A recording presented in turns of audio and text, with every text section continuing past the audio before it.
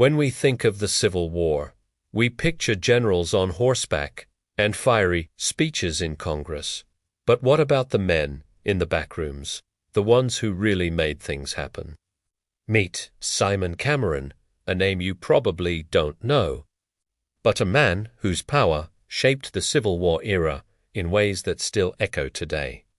He wasn't a battlefield hero or a great orator. Instead, he mastered something far more enduring: political power. Born in 1799 in Pennsylvania, Simon Cameron was an orphan by the age of 9. With no inheritance and little education, his future looked bleak. But he was apprenticed to a printer, a trade that gave him access to information, communication, and influence. Printing meant newspapers, and newspapers meant politics. By his 20s, Cameron owned several papers, using them to promote his allies, attack his enemies, and build his own brand. It was an early form of media-driven political power, and he was a master of it. But Cameron's real genius was in business. He dove into canals, railroads, coal, and banking, always positioning himself where public money met private profit. He became deeply involved with the Pennsylvania Railroad, a giant enterprise tied directly to state politics. Cameron's specialty was securing government charters, loans, and land grants for these companies, and then personally profiting from the deals he helped create. From the very start, critics accused him of using his public influence for personal gain, a charge that would follow him his entire life. Ideology. Cameron didn't really have one. His only fixed goals were his own. He started as a Jacksonian Democrat, but when that party no longer served his interests, he switched to the Whigs. Then flirted with the nativist Know Nothing Party, before finally landing with the New Republican Party. The only things he consistently supported were protective tariffs and federal spending on infrastructure policies that just so happened to boost Pennsylvania's economy and his own business empire.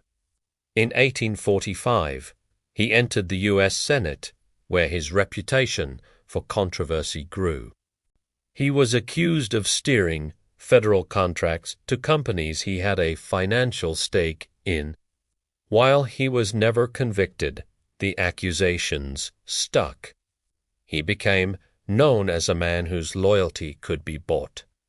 This reputation came to a head at the 1860 Republican National Convention.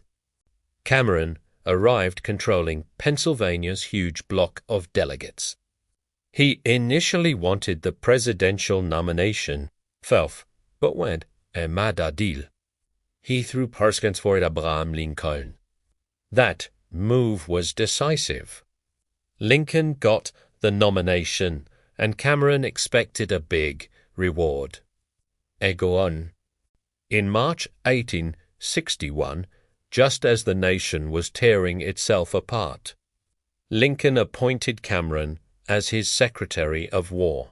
It was a disaster waiting to happen. The Union Army was a mess, unprepared, undersupplied, and expanding by the day. Cameron had zero military experience. He treated the War Department like his personal political piggy bank, handing out contracts without bidding, often to his friends. The results were catastrophic. The army received rotten food, shoddy uniforms, and outdated European guns. Congress launched investigations, accusing Cameron of allowing massive fraud and corruption to run rampant. Yet, in a strange twist of history, Cameron did something radical.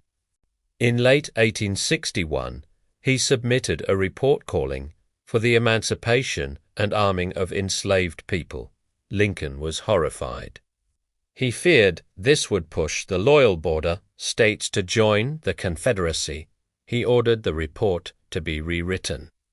But Cameron's bold proposal was a sign of things to come, foreshadowing the Emancipation Proclamation a year later.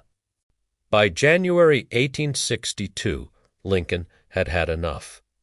He removed Cameron from the War Department, but he did it quietly, appointing him as the minister to Russia. It was a ceremonial role, but it got him out of Washington. After his brief diplomatic stint, Cameron returned to Pennsylvania and rebuilt his political machine.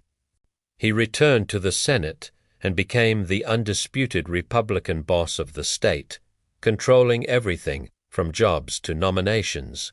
In 1877, he resigned from the Senate, but not from power.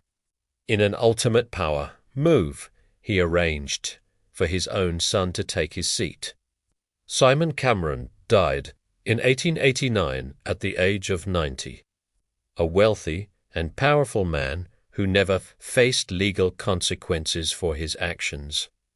History remembers him as a symbol of Gilded Age corruption. He didn't shape America's ideals, but he absolutely mastered its politics.